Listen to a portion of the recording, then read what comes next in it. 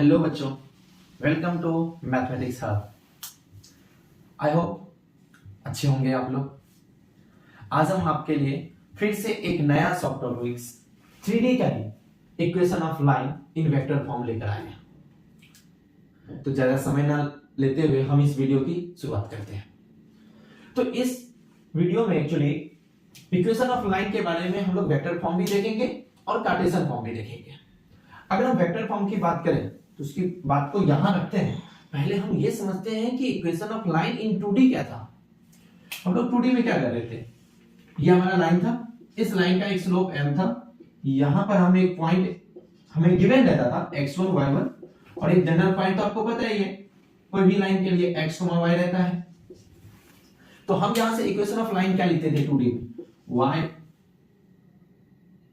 Equals to mx plus c, और दूसरा क्या लिखते थे y minus y1 equals to m into x minus x1। अच्छे से देखिए यहां पर क्या चीज है। यहां भी हमें इक्वेशन ऑफ लाइन लिखने के लिए हमें क्या एक गिवन पॉइंट की जरूरत पड़ी और दूसरा क्या एक स्लोप की जरूरत पड़ी। हमें एक पॉइंट और एक स्लोप पता रहे तो हम इक्वेशन ऑफ लाइन इजीली लिख सकते हैं। लेकिन ये किसके लिए, 2D के लिए। लेकिन हम बात किसकी कर रहे हैं, 3D की। तो 3D में ज्यादा चेंजेस नहीं है, यहां भी हमें एक पॉइंट की नीड है, बट स्लोप नाम का कोई भी वर्ड 3D में एग्जिस्ट नहीं करता। हम यहां स्लोप नहीं, यहां डायरेक्शन की बात करते हैं 3D में। तो डायरेक्शन के लिए हमें एक पैरेलल वेक्टर की जरूरत पड़ेगी। ओके, तो आइए देखते हैं क्या कैसे चीजें चलेंगी। हम यहां पर वैसे ही एक सपोज दैट एज्यूम करते हैं कि ये एक स्पेस में एक लाइन है और इस लाइन पे एक गिवन वेक्टर है हमारा, क्योंकि हम वेक्टर फॉर्म की बात कर रहे हैं। तो यहां पर एक वेक्टर है, ए पॉइंट ले लेते हैं, इस वेक्टर का नाम, इसका पोजीशन वेक्टर ए वेक्टर है। ओके, और यहां पर एक जनरल पॉइंट एज्यूम करते हैं आर, जिसका पोजीशन वेक्टर आर वेक्टर है। ये हमारा गिवन वेक्टर है और हमें अब एक डायरेक्शन वेक्टर की नीड है जो इस लाइन के पैरेलल होगा, और ये कुछ और नहीं बी वेक्टर है।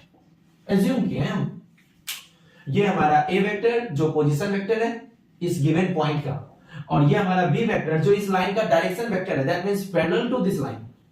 ओके, तो अब देखिए क्या ये जो हमारा, अब हम एक वेक्टर बनाते हैं ए से आर तक, ए टू आर, एक A vector A R vector बनाए तो ये ए आर वेक्टर हमारा क्या होगा, R vector minus A vector होगा। हम जानते हैं क्या लिखते हैं, फाइनल माइनस इनिशियल। फाइनल क्या है आर वेक्टर, इनिशियल क्या ए वेक्टर। तो ए आर वेक्टर हमारा हो जाएगा R vector minus A vector. तो अब अगर हम बात करें कि ये अगर दो वेक्टर पैरेलल है तो हमारा कंडीशन क्या था, if two vectors a vector and b vector are parallel, that means a vector is lambda times b vector. ar vector parallel to b vector, that means ar vector equals to lambda times b vector. ar vector is r vector minus a vector equals to lambda times b vector. So we can write r vector equals to a vector plus lambda times b vector. So this is our equation of line in vector form. Equation of line in vector form. Okay. R vector equals to given point plus lambda times parallel vector. ऐसे आप याद रख सकते हैं इस चीजों को। Okay, अब जैसे हम इसका वेक्टर फॉर्म देखें, हम इसका कार्टेशियन फॉर्म भी देखेंगे, क्योंकि what is difference between vector form and Cartesian form. In vector form we have given position vector of point, and in Cartesian form we have given point, that means x1 y1 z1 x2 y2 z2। Okay, look at in Cartesian form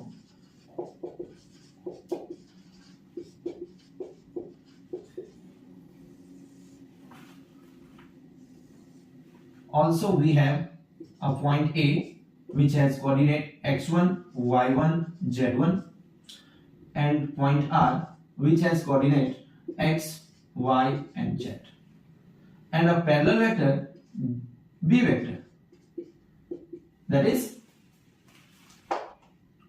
let us assume a1 I cap plus b1 j cap plus c1 k cap. okay, हम यहां पर भी AR vector बनाएंगे।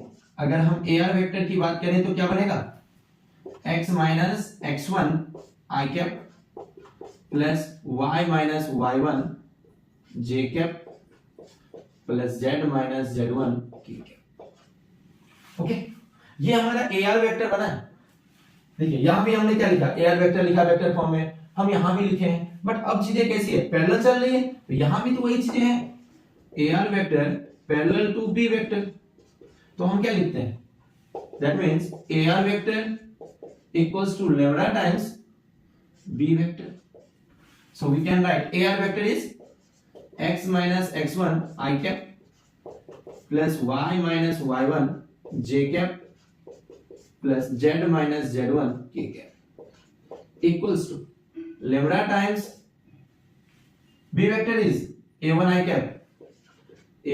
cap plus b1 j cap plus c1 k cap. So after comparison I cap, j cap and k cap components on both sides, we can write x minus x1 by a1 equals to y minus y1 by b1 equals to z minus z1 by c1 equals to lambda. And this is our equation of line in Cartesian form. This is our vector form and this is our Cartesian form.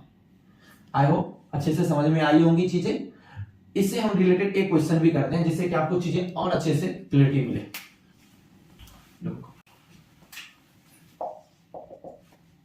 Find equation of line in vector and Cartesian form.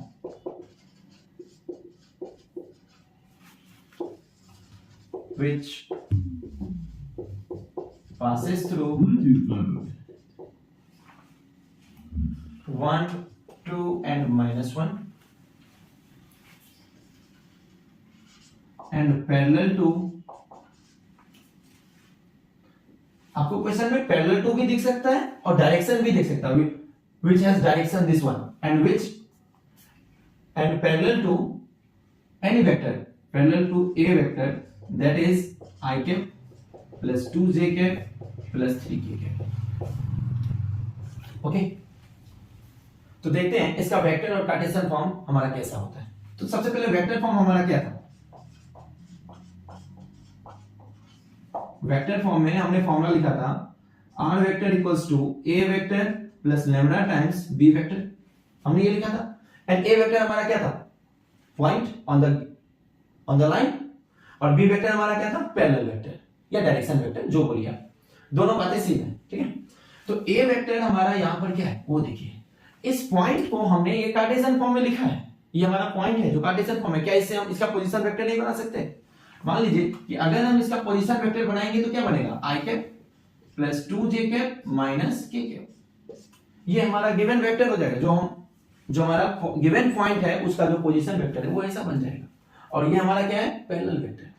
तो इससे related हम अगर यहाँ equation लिखना चाहें इन vector form, तो r vector equals to, ये हमारा गिवन पॉइंट है वो क्या है, i cap plus 2j cap minus k cap plus lambda times ये b वेक्टर जो है हमारा पैरेलल वेक्टर है। यहां मैंने क्वेश्चन में उसे a वेक्टर लिखा है लेकिन ये हमारा पैरेलल ही है, तो लिखेंगे i cap plus 2j cap plus 3k cap, और यही हमारा क्या है, equation of line in vector form.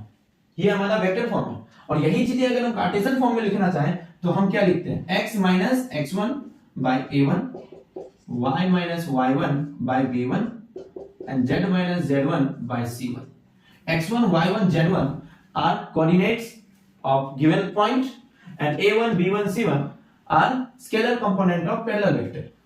तो यहां पर हमें दोनों चीजें गिवन है, तो हम क्या लिखेंगे, x माइनस x1 क्या है हमारा 1, a1 क्या है हमारा यहाँ पर, देखिए i कैप का कंपोनेंट क्या है 1, y माइनस y1 हमारा क्या है 2, और b1 हमारा क्या है यहाँ पर 2।